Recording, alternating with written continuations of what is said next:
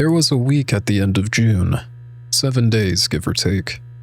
I watched them go by one at a time, the way you would watch the weather. In those 7 days, the biggest game in history opened pre-orders and told you the box would be empty. A platform notified its customers that 550 films they had purchased were being deleted, and the largest console maker on the planet named the year the disc dies. These stories ran separately. Each one had its own headline, its own comment section, its own day of anger, and then each one was gone. Nobody filed them together. To me, I believe they are one story. I think it is the oldest story this industry has, and I think the reason we keep missing it is that we were taught a sentence a long time ago that ends the conversation before it ever starts. This is that conversation.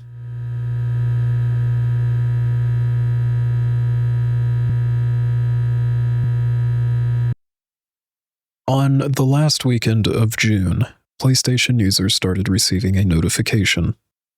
I want to read it to you exactly as it was written. Quote, "From September 1st, 2026, due to our content licensing agreement, you will no longer be able to access your previously purchased content from Studio Canal, and it will be removed from your video library." End quote. That's 550 films and shows.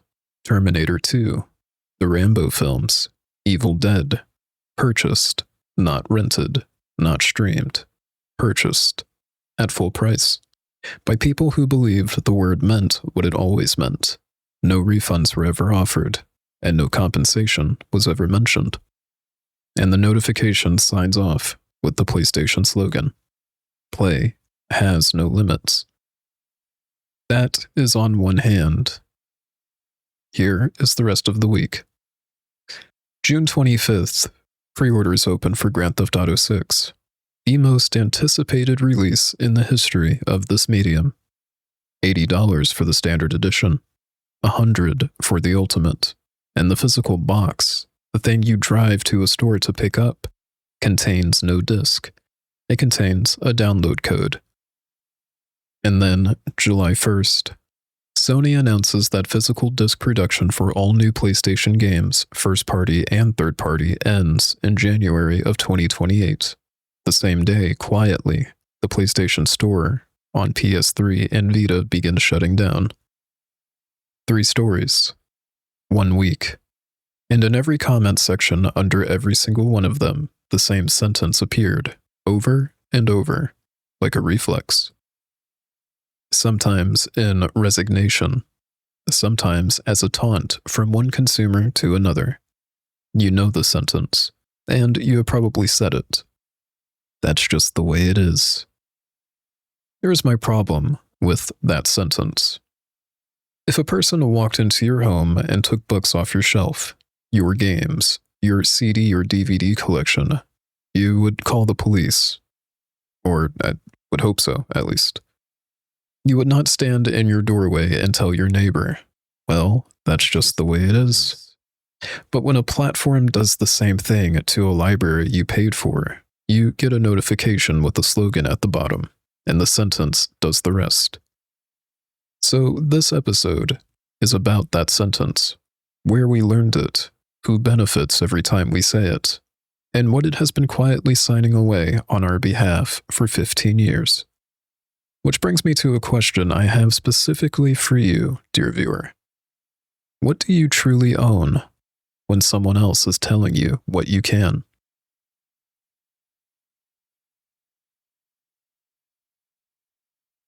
I'm going to take us back to a simpler time, to a time where mentioning a battle pass, losing your library, or even the mention of live service was just simply not in the forecast just yet. Around the turn of the 2010s, 2012 exact, I was coming home from school to a house that had just gotten real internet, 2 megs per second. I need younger viewers to understand something. At that time, in that place, 2 megs was a luxury. That was practically the Ferrari of the internet speed as far as I was concerned at that age. Dial-up was finally in the ground, and the whole world of online games opened up to anyone with a connection and a free afternoon. The after-school routine was a ritual. Come home, queue up a YouTube video, and walk away, because at 2 megs per second, you were not exactly watching anything in 4K. I'd go to the fridge, grab an ice cream sandwich, and go back to my seat, and if the timing was right, the whole video played through without one interruption. Today, the pitchforks come out if a video buffers for longer than a microsecond. Back then, the waiting was part of the meal. One of mine was a free-to-play shooter called Blacklight Retribution. I installed it, played it, and had fun. That was the entire arrangement, as far as I understood it.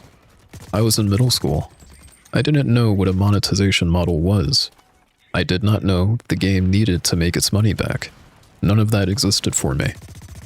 And it was not alone. You had games like Alliance of Valiant Arms, Battlefield Play for free, and a good chunk of you were in Team Fortress 2 getting your own version of the same education.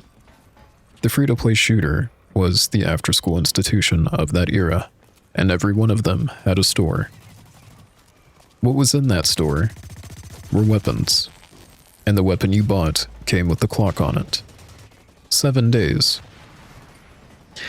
Now, you could earn your way toward keeping it permanently, slowly, playing match after match. You could rent it for the week with in-game credit, or you could do what actually happened. The sort of thing that happens when you see the time meant to be invested and say, you know what, I'm okay. You just get your mother's credit card, put real money in, and own the thing permanently. The premium currency did not have a fancy name yet, not one anybody used. It was just here, put the card in, and out came the credits. And owning the weapon was only the start, because the weapon was a project. A true yours and nobody else's weapon meant buying the stock, the barrel, the scope, the muzzle, even the ammunition itself. Piece by piece, it stopped being a store item and started being your name with a trigger on it. It gave you something to work toward. And then you would look at what working toward actually required, run the arithmetic on your after-school hours, and rent the finished version for 7 days instead. It definitely wasn't cost-efficient, but it was time-efficient. The store had an answer for every kind of kid. And on the forums, in the game, in social circles, whenever anyone questioned any of this, there was only one answer, and it never varied. It's my money, and I'm going to spend it how I want to spend it. That sentence is the ancestor. That is the larval form of that's just the way it is. It sounds like freedom, doesn't it? Listen to it again, and you will hear what it actually is. A customer volunteering to defend the store. To insist the practices that follow are okay so long as that there are those that will indeed defend them. Nobody was afraid the game would, in quote, die back then. The idea that a game could simply be shut down, switched off, taken away was not part of anyone's vocabulary. There was no, you put money in or it fizzles out. You put $20 in because the game had given you something, and this was the only way a kid knew how to give something back. It felt like support, and it was support. It was also a training exercise, and none of us really knew that we were enrolled. Because here's what the 7-day weapon really was. It was the industry's first version of the question this episode opened with. What if you didn't own this? What if the thing in your inventory had a landlord? And an entire generation of players, myself included, answered, fine. As long as the number is small, as long as it's optional, as long as it's just cosmetic, just a rental, or just this once. The number has not been small for a long time. I will tell you what that memory produced in me, because on this channel, the memory has to earn its runtime. It taught me to hear normalization while it was happening, not after, not when the retrospectives get written, during. That specific sound of a community talking itself into something. I heard it during my teens on a forum defending a rental weapon, and I heard it again this June under a notification about 550 deleted films.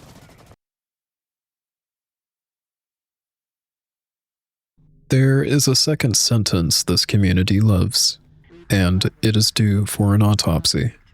Vote with your wallet. It is good advice as far as it goes. Buy what deserves your money, and refuse what does not. It assumes something like a marketplace, where enough refusals add up to a verdict. And I want to show you what that vote looks like in practice in the summer of 2026, because we just held one. When GTA 6 pre-orders opened on June 25th, GameStop employees started posting about their day. According to those reports, stores had been given targets. One store was told to hit 200 pre-orders. It logged 11. Another ended the day with 30. One employee described a store expecting 500 on opening day. It received only 5. Corporate emails reportedly went out asking staff to push for 50 on the Friday alone. Why would the biggest launch in history produce numbers like that at a retail counter? Well, simply put, because the box is empty. There's no disc. A physical copy of GTA 6 is a cardboard sleeve with a code in it.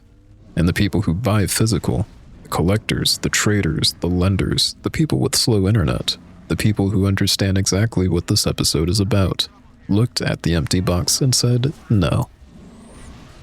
That is a wallet vote. It was about as close to unanimous as a vote gets. And it absolutely changed nothing. Digital pre-orders are reportedly breaking records at the same time. Take-Two's stock dipped when pricing was announced. And the reason is my favorite detail of this entire mess. The stock dipped because $80 was too low. Investors had been hoping for 90 or 100. Analysts kept their pricing targets and projected 60 to 70 million copies in the first fiscal year. Both of those things happened in the same week, to the same game. The people who care most about ownership voted no in numbers so lopsided that the store employees went online to describe the silence. And the market read that same day as a disappointment because the price of the thing was not higher. In the days after, clips started circulating of people looking at those GameStop numbers and calling it a boycott. Nobody's buying GTA 6. The pre-orders are collapsing. No. The physical pre-orders collapse because the physical product is a costume, and the people who buy physical can tell. The digital pre-orders broke records, reservations for a download that cannot sell out, placed months early to calm a fear that the storefront invented. And if any of those reservations were for the single player alone, my word have you been had. Reading any of it as a revolt is the wrong instinct, wearing a hopeful hat. My negativity aside, I owe the sentence its wins, because it does indeed have some. When the refusal is near total and the product is still on the shelf, sometimes the shelf clears.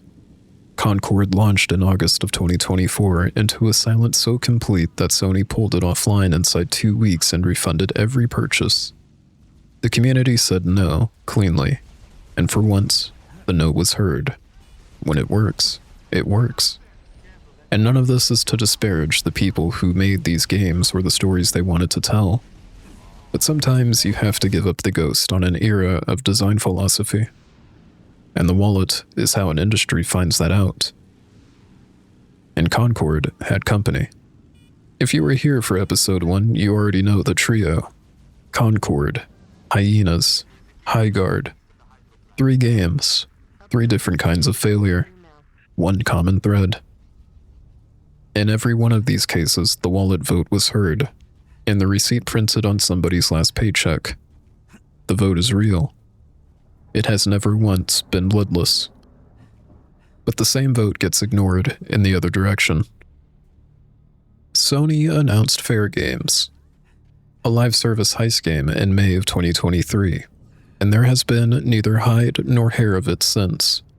while the audience votes on this genre year after year with the exact wallet it was told to use. The counter is still open. You are one person. There are many of you with the same idea, and there is a majority that does not think about any of this at all. And the majority is buying a code in a box at record pace. The wallet is a ballot in an election that was called before you even got to the booth. And I'm not saying this to tell you refusal is pointless. I'm saying it because the sentence, vote with your wallet, has become a way of ending conversations that deserve to continue. It converts a structural problem into a personal choice and then blames you for the structure. Your no is real. It is also in the arithmetic that decides what happens next, indistinguishable from silence. And one more thing that I'm just going to tell to the people watching this who pre-ordered or will. This is not an intervention. I'm not here to dissuade you from the game, and I'm definitely not here to shame you for your purchase. Spend your money however you wish, and I mean that without a single asterisk attached. The game will likely be excellent, and you will likely be happy inside of it, and both of those outcomes are fine by me. What I'm offering is a colder thing than just a lecture. People tell you to vote with your wallets. However, I don't know that that one is going to work this time. The election is over. And whichever way you voted, you and I are looking at the same forecast, watching the same patterns, and once the clouds form, there is not much one can do other than just say, that's just the way it is.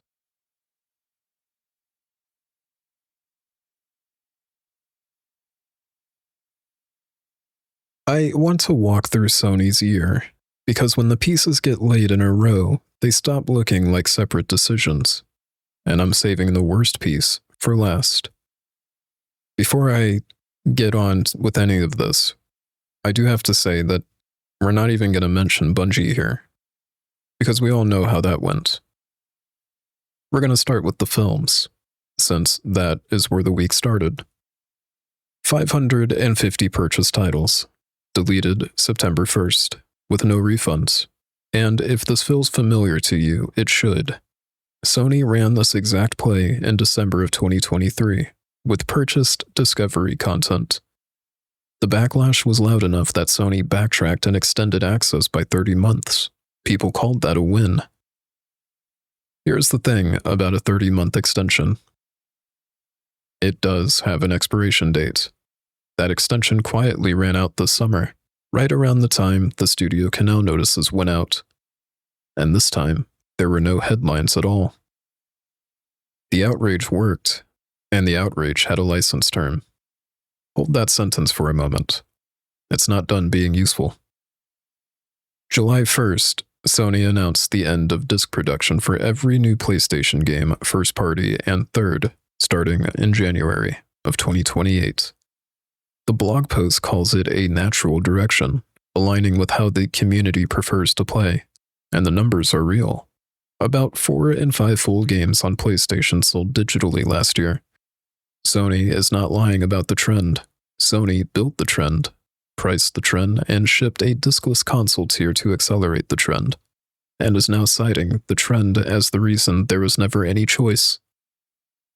And the decision gets its fair hearing here because part of me understands. Games outgrew the disc a long time ago. In the 90s, Resident Evil needed multiple discs, and its 2 protagonists each got their own. Metal Gear shipped on a disc 1 and disc 2, and halfway through the story, you stood up and swapped them like changing a record.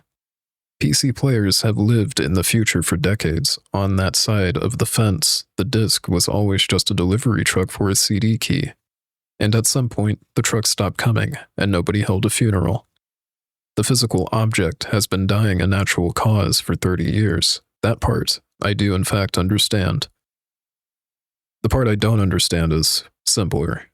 It was a decision handed down, and at no point did it involve the player. And the slogan, the one about play having no limits, gets abided by exactly when it suits the company, and retired the moment it does not.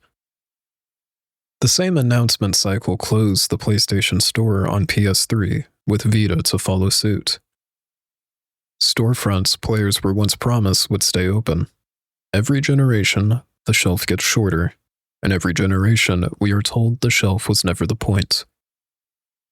And now, somewhere in Austria, there is a building where the whole direction becomes physical.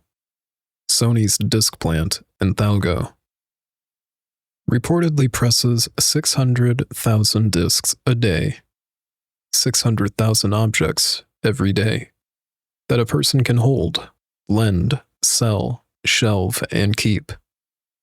The facility is already reported to be shifting production toward other components. The machines that made the things you own are being retooled while the announcement is still warm. Then there is the pricing experiment. Since November of 2025, trackers have caught Sony running what they describe as elastic pricing tests on the PlayStation Store. 50 games in 30 regions at first.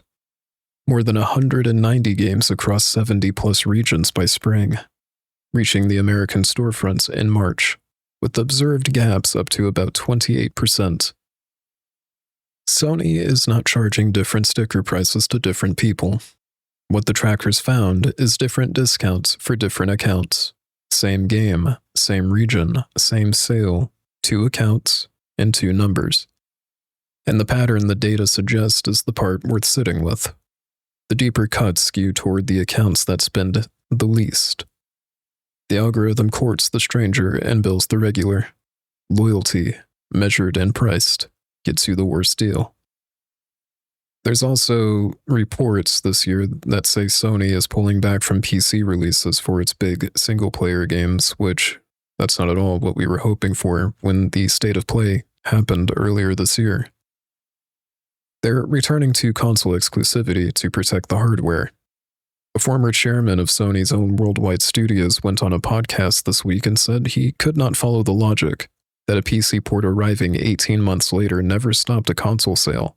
And quote, "I would like to see how they prove that thesis." The retreat is not abstract either.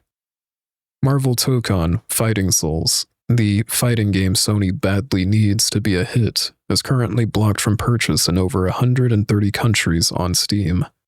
The same account and territory posture that detonated in Sony's hands with Helldivers in 2024.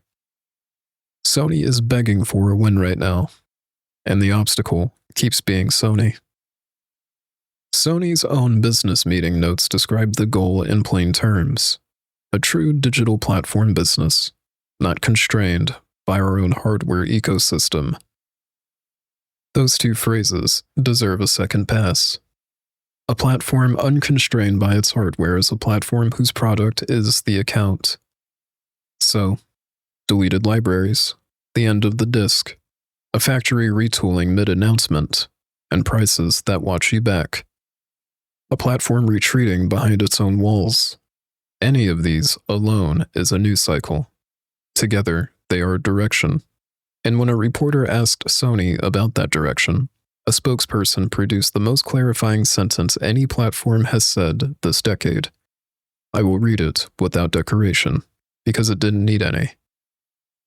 With all digital content, including games, movies, and music, players are purchasing a personal license for non-commercial use. Their words, not mine. Not a critic's, not a lawyer's reading the fine print. You are buying permission with terms, and the terms can change, and you already agreed. So once again, what do you truly own when someone else is telling you what you can? On PlayStation, as of this week, the answer has a press quote.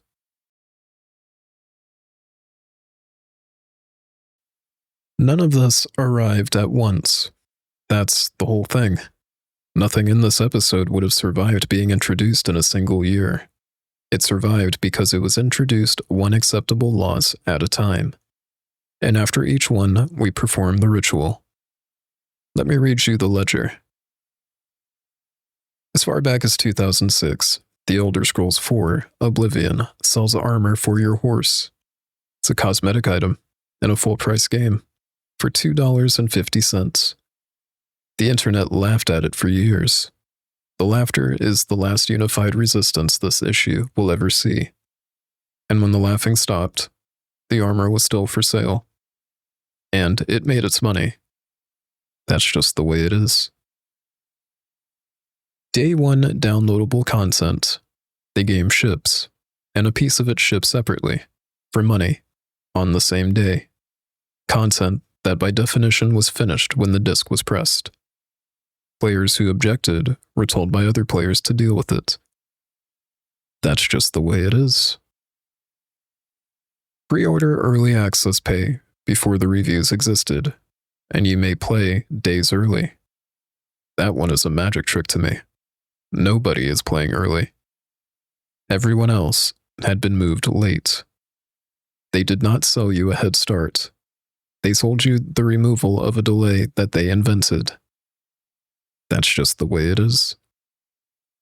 The mid-roll ad, and I bring this one from outside gaming deliberately, because the mechanism is identical. In the early 2010s, a video had one ad at the front, and we watched it, and the deal felt fair. Then 2. Then ads in the middle of the video. Then ads you couldn't skip. Then ads at the end, stacked in succession. Each step was an outrage for a week. Today, nobody flinches. That's just the way it is. And this is what the ledger keeps showing me. In every single entry, the enforcement was not the company. The company only had to survive the first week. The enforcement, the long-term enforcement, the thing that made each change permanent, was us. Consumers explaining to other consumers that resistance was naive. Just deal with it. Well, don't buy it then. It's my money. That's just the way it is. The sentence is not analysis. It's anesthesia. It exists to make the next loss hurt less by making the last one feel inevitable. And I think players of games get dosed with it more than any other audience in entertainment, because this industry tests its audience constantly, and the tests keep passing, and every past test is the baseline for the next one. 15 years of past tests, and the newest question on the exam: what if the box was empty, and the library was temporary, and the purchase was a license, and the pencil in your hand already knows what it's about to write?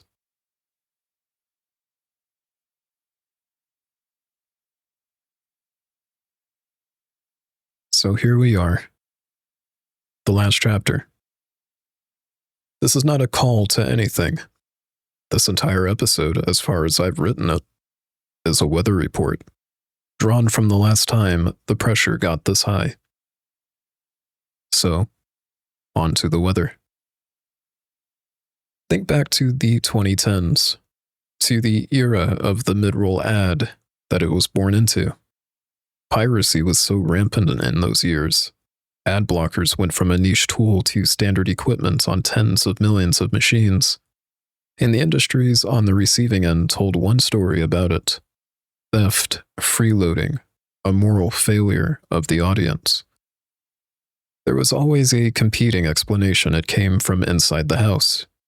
The head of the biggest PC game storefront on the planet said, all the way back then, that piracy was not a pricing problem, but a service problem. That pirates were underserved customers, and that the way to beat free was to be better than free. His storefront then spent a decade proving it. And an entire generation of PC players simply stopped pirating, at least at the scale that it was. And here is the pattern, stated as history and nothing more. When access becomes untenable, some portion of an audience stops asking permission every time. It is not a campaign, and nobody organizes it. It is weather. The 2010s were a pressure system like that, and the industries that survived it did not survive by winning the argument. They survived by making the legitimate path easier than the illegitimate ones. Music streaming did it. Steam did it. For about a decade, buying the real thing was simply the best option. And the weather cleared. Now look at the sky in this episode. A purchase is a license. A library is a licensing agreement with your name on it. A box is a costume. A price is a test of what you personally will tolerate calculated per account. And the one lesson the last storm taught was to be better than free, is being unlearned in public by the largest platforms in the medium. And the exact moment the most watched launch in history is about to tell every executive in this industry that there is no such thing as too far. I'm not going to tell you what people will do about that. I don't have to. Most of you were alive in 2012, I think. So I'm just going to bring it home and bring back the question. What do you truly own when someone else is telling you what you can? On September 1st, 550 films will disappear from libraries that people paid for. On November 12th, millions of empty boxes start preloading on November 19th. The nuke lands, and the whole industry will take notes. And in January of 2028, somewhere in Austria, a production line presses the last disc for a new PlayStation game. And the era of holding the thing you bought ends. Not with a decision anyone voted on, but with a blog post about consumer preferences. And under every one of those stories, someone will type the sentence, "That's just the way it is." Except nothing is ever just the way it is. It is, as they say. Things are, rarely as they seem. Someone made it this way. Someone is making it this way right now, this quarter, in a meeting with slides. The sentence was never a fact about the world. It was a fact about how tired we are. And the difference between those two things is the entire conversation. I am Agis. Thanks for watching. Hello, everybody. It's been a while since I could just sit down with you guys and talk at the end of an episode. The last time I was able to do so, there were only 50 of you. And that was around the time I still didn't have my audio situation figured out as well as I could have. Now, there is 100 of you. And I'm so incredibly grateful. This is going to come off as cliché, but I need to say it. When I started this project, I really didn't expect anybody would care enough to watch. You may have heard at some point in your life, and if you haven't, you will. There's always that person that will come along and say, "Oh, you would be so good at this. I wonder how come you don't just do that?" You never really know what to do with that. You might give a nod and just a affirmation that, "Oh, that's a kindly comment. Thank you." But it doesn't go much further than that. I've been on this platform for years, but I never really knew what I should be doing or how I should be presenting myself. And it wasn't until a buddy of mine had just kind of told me just to do it. Just make a channel. Stick with that topic for your channel and see where it goes. And so here we are, almost 10 episodes in. And I am grateful for every single person that comes through, that had something to share, or simply had a kindly message to share with me. On that note, Episode 10 will be very special. I can't really divulge anything more than that. There's still plenty more to come, and I have plenty more conversations to have. But until then, all I can tell you is thanks for watching.